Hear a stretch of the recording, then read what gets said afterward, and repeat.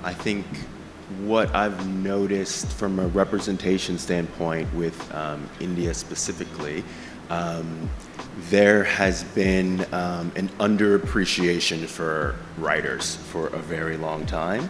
And I think the process that you have to create these like big Hollywood tentpole projects where writers are prioritized, and the premium TV business where, you know, someone can spend a decade learning how to be a great writer before they're in charge of making a television show and creating a TV show.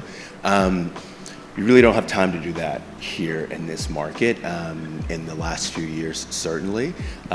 So one thing that I've seen as a potential solution that's happening more and more often now, everywhere, but I think for India it really is a big opportunity, is the leaning into IP and not being kind of ashamed of making adaptations, finding international projects and bringing them in and localizing them, and, you know, watching things like Rana Naidu, and a great example I think is the adaptation of Class from Elite.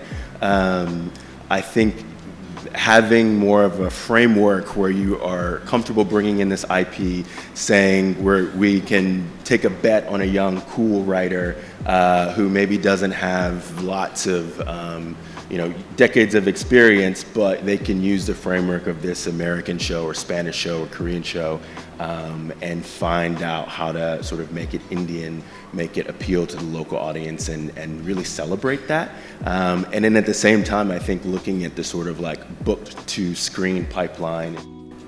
Writers have been undervalued, in my humble opinion, in the 10 years I've been coming to India, immensely.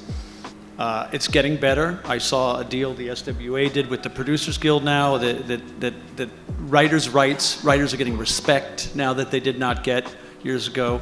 Again, because so many people in the premium business were in the feature film business, which is the director's medium.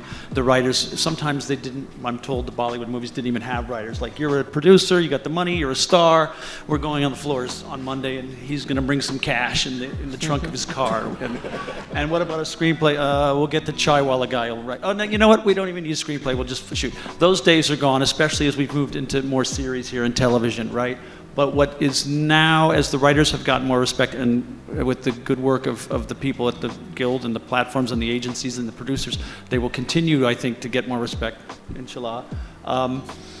The creative producer is absolutely undervalued here by the platforms, by the writers, by the directors, anybody, because I think it got very cutthroat, especially when the dollar shower came, when Netflix and then Amazon came to town, and Disney and everybody else, and it was like, why should I cut you in when I can have a bigger share of the pie? Sure. Because if I bring you in, you may add value, but you're going to take away some of my money, and I think that was a big mistake that has yet to be rectified. And to go back to what Jason said, a creative producer, which I consider myself, is of value, because, to answer your question, the writer should not be expected to do anything, and what Jason said is exactly right. You should have a producer there who can protect you, keep the drama away. If you're same with the director, keep the drama away from camera, deal with the studios, deal with the money people, deal with the logistics. I mean, what does a producer do? There's a whole other panel about that, all the 19 different hats that a producer has to wear, but one of them is protecting the writer, especially as a creative producer.